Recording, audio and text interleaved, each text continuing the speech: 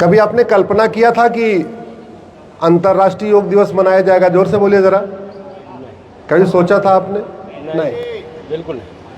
आज मना रहे, इसके लिए एक बार माननीय प्रधानमंत्री जी को धन्यवाद देते हैं। जोरदार तालियों से धन्यवाद दीजिए।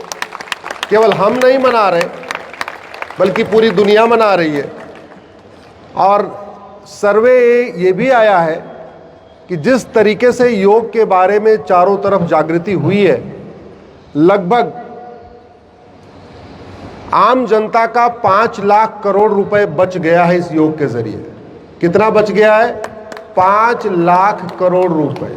इतना वो बीमारियों में चला जाता। भारत की बात नहीं कर रहा हूं, पूरी दुनिया की बात कर रहा हूं, क्योंकि पूरी दुनिया योग कर रही है। ये अपने आप में बहुत बड़ा चमत्कार है।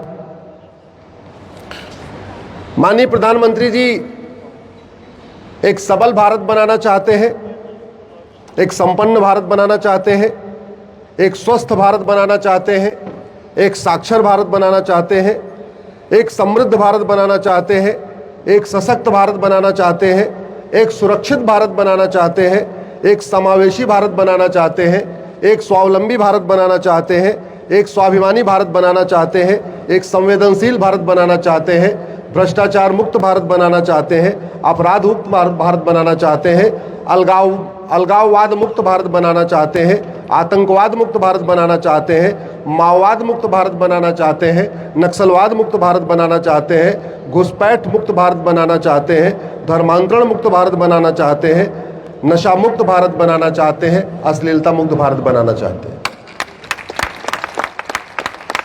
लेकिन जो कुछ वो चाहते हैं उनके अकेले से नहीं होगा।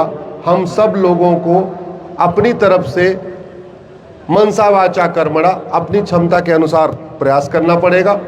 मैं भी सुप्रीम कोर्ट में वही कर रहा हूँ। मैं भी अपनी तरफ से बहुत सारे भारत को बर्बाद करने के लिए प्रयास किए गए, अंग्रेज़ों के द्वारा किए गए, मुगलों के द्वारा किए गए, 1950 के बाद वाले अंग्रेज़ों के द्वारा किए गए, उन्हीं को एक एक करके मैं सुप्रीम कोर्ट में चैलेंज कर चुका हूँ। अभी तक 225 PIL मैंने सुप्रीम कोर्ट हाई कोर्ट में फाइल किया है। ऐसे बहुत सारे कहते नहीं गड़े मुर्दे उखाड़ना, हमारा काम सुप्रीम कोर्ट में गड़े मुर्दे को उखाड़ के सुप्रीम कोर्ट के सामने रख देना। उसके बाद सुप्रीम कोर्ट को जो करना है सुप्रीम कोर्ट करे, सरकार को जो करना है वो करे। मेरा प्रयास यही है, गड़े मुर्दे उखाड़ना। और मैं धन्यवाद दूंगा, पिछले 10 वर्षों में वो 1,500 गड़े मुर्दे मैंने निकाले और सरकार ने 1,500 अंग्रेजी कानून खत्म कर दिए। वक्फ पैक्ट भी बदल गया है, प्लेस ऑफ वर्शिप पैक्ट भी बदलने वाला है, 370 चला गया, 35A चला गया, 3 तलाक चला गया, पॉपुलेशन कंट्रोल भी पाइपलाइन में है। ऐसे कई सारे ऐसे विषय हैं जो बहुत जल्दी हमें देखने को मिलेंगे, लेकिन हमें अपनी तरफ से अपना प्रयास करना पड़ेगा। करना चाहिए कि नहीं करना चाहिए? जोर से बोलिए जरा। बिल्कुल करना चाहिए। हम सबको करना चाहिए कि नहीं? मैंने 2015 में एक PIL फाइल किया कि भारत में नेशनल योगा पॉलिसी बनाई जाए। मुझे नहीं पता था कि मैं तो देश में नेशनल योगा पॉलिसी बनवा रहा हूं और ये पूरी दुनिया में नेशनल योगा पॉलिसी बन जाएगी। एक मैंने और PIL फाइल किया है कि मेडिकल के कोर्स का फर्स्ट ईयर कॉमन किया जाए और मेडिकल के कोर्स का नाम कॉमन किया जाए। उदाहरण के लिए हम सब लोग जब LLB करते हैं तो फर्स्ट ईयर कॉमन होता है, सेकंड ईयर से डिसाइड होता है कि आपको क्रिमिनल लॉ में एक्सपर्टीज करना है, सिविल लॉ में करना है, कारपोरेट में करना है, टैक्स में करना है, किस में करना है। दुर्भाग्यवश हमारा मेडिकल सिस्टम अभी गुलामी वाला चल रहा है। हमारा फर्स्ट ईयर भी कॉमन नहीं है। हम दुनिया की चीजें पढ़ रहे हैं लेकिन आचार्य चरक को नहीं पढ़ रहे, आचार्य सुश्रुत को नहीं पढ़ रहे, आचार्य सारंगधर को नहीं पढ़ रहे, महर्षि माधवकर को नहीं पढ़ रहे। और इसको पढ़ना क्यों जरूरी है और इसको समझना क्यों जरूरी है?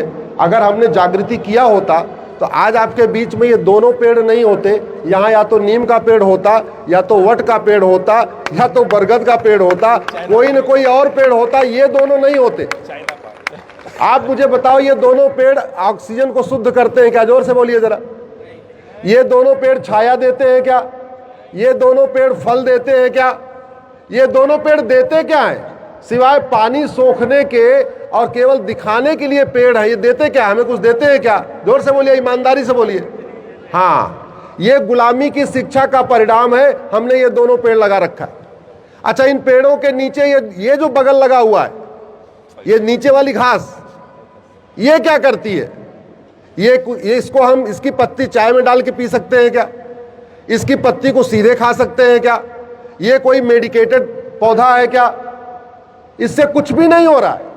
अगर जितना ये छोटा वाला पौधा लगा है, अगल बगल मुझे दिख रहा है, इतना अगर हमने तुलसी लगा दिया होता, मैं गारंटी के साथ कहता हूं आपकी कम से कम 100 बीमारियां दूर हो जाती है आपकी सोसाइटी की। आपके इस 2000 घर है आचार्य जी, 2000 फ्लैट्स, 2000 फ्लैट, 2000 फ्लैट का मतलब लगभग 10,000 लोग रहते हैं। आपके इस 2000 के फ्लैट में कितने नीम के पेड़ हैं? जरा ईमानदारी से बताइए, कितने पीपल के पेड़ हैं, कितने बरगद के पेड़ हैं? हमारे देश में तो पंचवटी, आपने सुना होगा ना, पंचवटी, पंचवट होते थे, पंच वृक्ष होते थे। और वो हमारे जो पंचवट थे, जो हमारे 5 वृक्ष थे, वो ऑक्सीजन को शुद्ध करते थे, छाया देते थे, फल देते थे, हमारे लिए फायदेमंद थे। कायदे से तो आपके हर गांव में एक पंचवटी होनी चाहिए, आपकी हर सोसाइटी में एक पंचवटी होनी चाहिए, आपके हर मोहल्ले में एक पंचवटी होनी चाहिए, आपके हर एक पार्क में पंचवटी होनी चाहिए। लेकिन वो गुलामी की सोच रही, आज तक हमने सोचा ही नहीं हमारे लिए फायदेमंद क्या है, नुकसान क्या है। मैं आप लोगों से आग्रह कर रहा हूं, अपनी बालकनी में कम से कम 2 तुलसी लगाइए, बहुत फायदा होता है। तुलसी के पौधे के साथ जो ऑक्सीजन निकलेगी, आपके पूरे घर को एंटी बैक्टीरिया कर देगी। वो आपके घर में बैक्टीरिया नहीं आएगा, इतना फायदा होता है। तो ये जो हम लोगों के बीच में शिक्षा का अभाव है, इसके लिए मैंने एक PIL फाइल किया कि भारत में मेडिकल कोर्स में फर्स्ट ईयर में केवल और केवल भारतीय चिकित्सा को पढ़ाया जाए, प्राकृतिक चिकित्सा को पढ़ाया जाए, योग आयुर्वेद को पढ़ाया जाए, नेचुरोपैथी को पढ़ाया जाए, महर्षि वाग्भट को पढ़ाया जाए, महर्षि सारंगधर को पढ़ाया जाए, महर्षि भाव प्रकाश को पढ़ाया जाए, महर्षि चरक को पढ़ाया जाए, महर्षि सुश्रुत को पढ़ाया जाए, महर्षि पतंजलि को पढ़ाया जाए। और मैं धन्यवाद दूंगा, सरकार ने उसके बाद एक आयुष मंत्रालय बनाया। ये मैं आयुष मंत्रालय की पहले की बात बता रहा हूं। आयुष मंत्रालय बना है, वो इस विशेष रूप से बना है योग आयुर्वेद नेचुरोपैथी को प्रमोट करने के लिए। लेकिन अभी वो वाला काम बाकी है कि फर्स्ट ईयर कॉमन हो। दूसरा, मेडिकल के कोर्स का नाम भी कॉमन होना चाहिए। LLB आप किसी भी फील्ड में करो, आपका कोर्स LLB कहलाता है। इंजीनियरिंग आप किसी भी फील्ड में करो, आपका कोर्स बीटेक कहलाता है। ऐसा है कि नहीं है? आप सिविल से करो, मैकेनिकल से करो, इलेक्ट्रिकल से करो, इलेक्ट्रॉनिक्स से करो, कंप्यूटर साइंस से करो, आपके कोर्स का नाम क्या होता है? जोर से बोलिए जरा, बीटेक। ऐसे ही मेडिकल के कोर्स का नाम कॉमन होना चाहिए। अगर BM BS करना है, जो भी करना है वो कॉमन होना चाहिए। ये BAMS अलग, BHMS अलग, MBBS अलग, ये अलग क्यों भैया? फर्स्ट ईयर का कोर्स कॉमन करिए, जैसे MBA का फर्स्ट ईयर कोर्स कॉमन होता है, इंजीनियरिंग का फर्स्ट ईयर का कोर्स कॉमन होता है, लॉ का फर्स्ट ईयर का कोर्स कॉमन होता है। और MBA आप HR से करो, मार्केटिंग से करो, फाइनेंस करो, इंटरनेशनल बिजनेस करो, डिग्री का नाम क्या होगा? MBA। बीटेक किसी भी आप ब्रांच से करो, नाम क्या होगा? बीटेक। LLB आप किसी भी फील्ड में करो, नाम क्या होगा? LLB। ऐसे ही मेडिकल का कोर्स, ये जो अंग्रेजों के ज़माने से 4-5 अलग अलग नाम चल रहे हैं, ये कॉमन होना चाहिए, एक होना चाहिए। एक मैंने उसके लिए PIL फाइल किया है। आयुष्मान योजना चल रही है, दुनिया की सबसे बड़ी योजना चल रही है। उसमें थोड़ी सी और सुधार की ज़रूरत थी। अब उसमें ये कर दिया गया, पता नहीं किसने, वो बाबुओं ने कर दिया लगता है, कि जिसके 6 से कम परिवार हैं उनको कार्ड बनेगा ही नहीं भैया, नहीं बनी आयुष्मान भारत में। और दूसरा, नाम रखा उसका आयुष्मान, उसमें आयुष ही नहीं है। नाम रखा आयुष्मान, उसमें आयुष ही नहीं चल रहा है विचार। तो उस पर भी विचार मैंने सुप्रीम कोर्ट में PIL फाइल किया, और सरकार को धन्यवाद दूंगा, उन्होंने उस पर विचार कर दी। कई बार क्या होता है, प्रधानमंत्री जी जो चाहते हैं, नीचे में बाबू कुछ बैठे रहते हैं, वो खेल कर देते हैं। कई बार वो कर देते हैं, क्योंकि उनकी मानसिकता कुछ विदेशी चलती रहती है। मेरा मानना है भारत को अगर सशक्त बनाना है, समृद्ध बनाना है, तो कम से कम 8वीं तक आपको योग और हेल्थ साइंस अनिवार्य करना होगा आपके स्कूलों में, और उसके लिए प्रयास शुरू हो चुका है। एक प्रॉपर बाकायदा सब्जेक्ट के रूप में करना होगा। आज की डेट में इतनी बीमारी बढ़ रही है और हम कहते हैं prevention is better than cure. हम लोग कहते हैं ना prevention is better than cure. हमारा जो अपना ये आचार्य जी हरित योग पे आज आप लोगों से बात करने वाले, हमारा जो योग सिस्टम है, हमारा नेचुरोपैथी है, हमारा जो आयुर्वेद है, ये प्रिवेंशन पे काम करता है, जबकि विदेशी चिकित्सा व्यवस्था क्योर करती है। और एक और भी अंतर है जो मैंने खुद रियलाइज किया। हमारे पिताजी का घुटना खराब हो गया, मैंने एम्स में दिखाया, बोले ट्रांसप्लांट करना पड़ेगा। राम मनोहर लोहिया दिखाया, बोले ट्रांसप्लांट करना पड़ेगा। स्कॉट फोर्टिस दिखाया, बोले ट्रांसप्लांट करना पड़ेगा। पिताजी बुजुर्ग हैं हमारे। उसके बाद मैंने कहा लाओ आयुर्वेद में, नेचुरोपैथी में कोशिश करते। स्वामी रामदेव जी से बात किया, बोले सब लोग कह रहे हैं ट्रांसप्लांट करना पड़ेगा, तो हो सकता है करना ही पड़े, लेकिन एक बार फिर भी आप पतंजलि ले आओ। 25 दिसंबर 2002 को मैं पिताजी को लेके गया, वहाँ हरिद्वार ले गया, और 3 जनवरी 2023 को पिताजी आराम से एकदम टहलने घूमने लग गए। जैसे आप बैठे हैं ऐसे वो बैठने लग गए, इंडियन टॉयलेट पे बैठने लग गए, और पूरा एकदम फिट। कहाँ, एक तरफ दिल्ली के 3 सबसे बड़े हॉस्पिटल राम मनोहर लोहिया, एम्स और स्कॉट फोर्टिस कह रहे थे ट्रांसप्लांट कराओ, और वहीं दूसरी तरफ लगभग 5 लाख रुपए का खर्चा भी आ रहा था, और वहीं दूसरी तरफ 10 दिन के अंदर एकदम बिल्कुल फिट हो गए हैं। ये है हमारे आयुर्वेद का प्रभाव, ये है हमारे योग का प्रभाव, ये है हमारे नेचुरोपैथी का प्रभाव। हमें पता ही नहीं है। और एक और भी फायदा आपको बताता हूं, हमारी चिकित्सा व्यवस्था में एक बीमारी का इलाज करो, 3 बीमारियां फ्री में ठीक हो जाती हैं। हम गए थे पिताजी का घुटने का इलाज कराने, और घुटने के साथ साथ उनके थोड़ा जोड़ों में दर्द था, वो भी ठीक हो गया, थोड़े बैकबोन में दर्द था, वो भी ठीक हो गया, थोड़े उनको बैठने में यहाँ बार बार रीढ़ की हड्डियों में दर्द होता था, वो भी ठीक हो गया। हम गए थे एक बीमारी का इलाज कराने, और 3 साथ में फ्री में ठीक हो गई। जबकि मैं विदेशी चिकित्सा का विरोधी नहीं हूं, लेकिन ये कह सकता हूं कि जब विदेशी चिकित्सा में इलाज कराते हैं तो एक बीमारी का इलाज कराते हैं, वो तो ठीक होती है, लेकिन उसका साइड इफेक्ट ये होता है कि 5 साल के बाद, 3 साल के बाद एक दूसरी शुरू हो जाती है। आप कोलेस्ट्रॉल का, आप डायबिटीज का इलाज कराइए, किडनी खराब होना शुरू। आप कोलेस्ट्रॉल का इलाज कराइए, बीपी बढ़ना शुरू। बीपी का इलाज कराइए शुरू, लीवर में दिक्कत शुरू। तो एक का इलाज कराइए तो एक दूसरी साथ में काउंटर शुरू हो जाती है। वहीं दूसरी तरफ हमारी चिकित्सा व्यवस्था, तो इसलिए अब समय आ गया है कि पहले ये देखा जाए कि कौन सी बीमारी के लिए सबसे बढ़िया कौन सी चिकित्सा व्यवस्था है। अगर किसी बीमारी का इलाज तुलसी का पत्ता खा के हो सकता है, चिरायता का पत्ता खा के हो सकता है, पीपल का पत्ता खा के हो सकता है, नीम का पत्ता खा के हो सकता है, तो उसके लिए सिंथेटिक ड्रग लेना चाहिए क्या? जोर से बोलिए जरा। नहीं। जिन बीमारियों का इलाज नेचुरल वे में हो सकता है, योग प्राणायाम के जरिए हो सकता है, योग आयुर्वेद के जरिए हो सकता है, उनके लिए मुझे लगता है कि नहीं, अब हमें समय आ गया है। और भारत, माननीय प्रधानमंत्री जी ने इस तरफ बहुत ध्यान दिया है, नीति आयोग भी इसके ऊपर काम कर रहा है। लगातार कोशिश उनकी ये है कि योग प्राणायाम अपनी तरफ से बढ़े, हम वापस जीवन शैली जिए। और एक बात मैं कहना चाहूँ, स्वस्थ रहना चाहते हैं तो भोजन के रूप में जैन बन जाइए। कोई जैन बैठा है क्या इधर? बैठे हैं क्या जैन? भोजन कितनी बार करना चाहिए और कब से कब तक? सूर्योदय से सूर्यास्त के बीच में।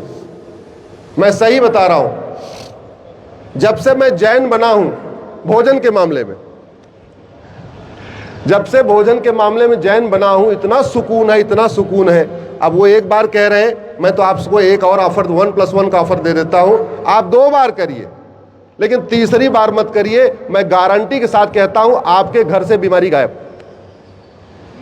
ये बाजारवाद, उपभोक्तावाद ने हमें एक कहते नहीं सामान हमें उपभोग करने की मशीन बना रखा है, हमने अपने शरीर को पूरी तरीके से एक मशीन बना दिया है कि ठूसो ठूसो ठूसो। भोजन के मामले में जैनिज्म फॉलो करिए, ध्यान के मामले में बुद्धिज्म फॉलो करिए, शौर के मामले में सिखिज्म फॉलो करिए, और अल्टीमेटली क्या फॉलो करिए? सनातन फॉलो करिए। आपकी सारी समस्याएं खत्म हो जाएंगी, सारी समस्याएं खत्म।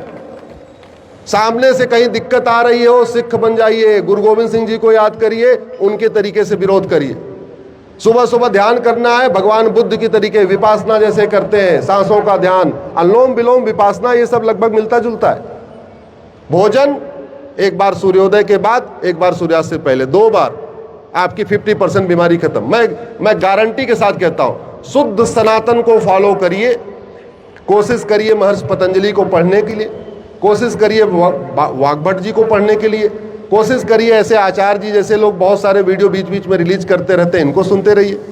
कोशिश करिए अपने हमारी चिकित्सा व्यवस्था को फॉलो करने के लिए। और अंत में एक रिक्वेस्ट करूंगा, अब अपनी सोसाइटी में कम से कम 2-4 बरगद लगाइए, 2-4 नीम का पेड़ लगाइए, 2-4 पीपल का पेड़ लगाइए, अपनी बालकनी में कम से कम एक तुलसी का पेड़ लगाइए। ये धार्मिक विषय नहीं है, ये पूरी तरीके से विज्ञान का विषय है, स्वास्थ्य का विषय है।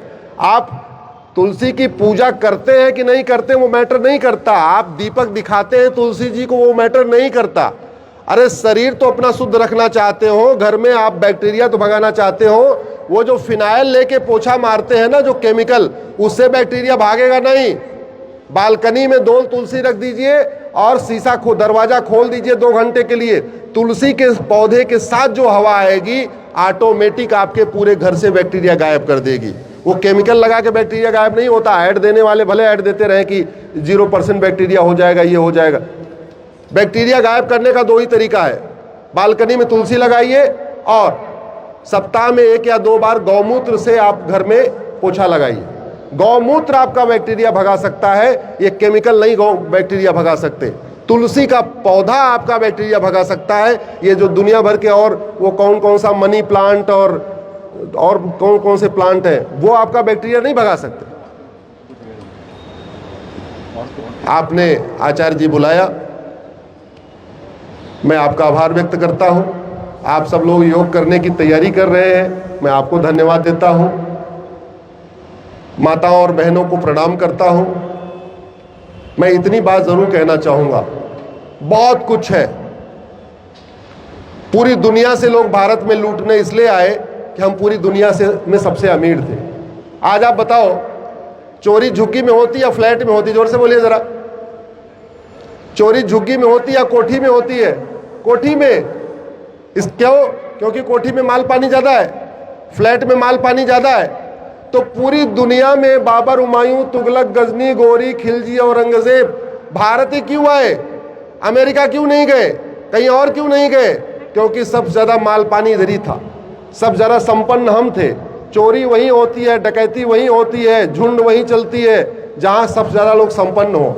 हम संपन्न थे हर तरीके से। हम आध्यात्मिक रूप से संपन्न थे, हम शारीरिक रूप से संपन्न थे, हम मानसिक रूप से संपन्न थे, हम वैदिक रूप से संपन्न थे, हम सांस्कृतिक रूप से संपन्न थे, हम नैतिक रूप से संपन्न थे। प्रत्येक तरीके से हम संपन्न थे। इसीलिए जो लोग, कुछ लोग लूटने आए, कुछ सीखने आए, कुछ ज्ञान लेने आए, अलग अलग तरीके से आए। एक बार फिर से हमें अपने वही प्राचीन वैभव को प्राप्त करना है, परम वैभव को प्राप्त करना है। लेकिन उसको प्राप्त करने का एक ही तरीका है कि हम सब लोग अपने प्राचीन परंपरा, प्राचीन वैभव पे गर्व करने के साथ साथ उसको देखें, उसको समझें, उसकी एनालिसिस करें, ये भी देखें कि वास्तव में क्या हो रहा है। तो आप ये बताइए, कितने लोगों के बालकनी में तुलसी का पौधा आने वाला? जोर से बोलिए, हाथ उठा के दिखाइए जरा। कितने लोगों के बालकनी में तुलसी का पौधा आएगा? सबके आएगा? दोनों हाथ नहीं उठ रहा पीछे से? हाँ। कितने लोगों के घर में अब कम से कम सप्ताह में 1 या 2 बार गौमूत्र से पोछा लगेगा? ले आइए, लगाइए, घर शुद्ध हो जाएगा, बच्चों की तबीयत नहीं खराब होगी। ये जुखाम उखाम जो होती है ना बच्चों को, नाक बहती रहती है, ये आधी समस्या आपके तुलसी के पौधे और गौमूत्र से ठीक हो जाएगी। ये मैं गारंटी के साथ कहता हूं। हालांकि मैं वकील हूं, मैं कोई योग का टीचर नहीं हूं, लेकिन पहले मैं इंजीनियर था, आजकल वकालत करता हूं। लेकिन जो जितना मैंने समझा है और जितना मैंने अपने घर में रियलाइज किया, उसका फायदा आपको बता रहा हूं। सब लोग स्वस्थ रहेंगे, इसी कामना के साथ आप सबको धन्यवाद देता हूं। बहुत बहुत आभार, बहुत बहुत धन्यवाद। भारत माता की, भारत माता की, भारत माता की। वैसे योग का कार्यक्रम है, लेकिन फिर भी आपसे आग्रह करूंगा, एक बार आप लोग जरा खड़े हो जाइए।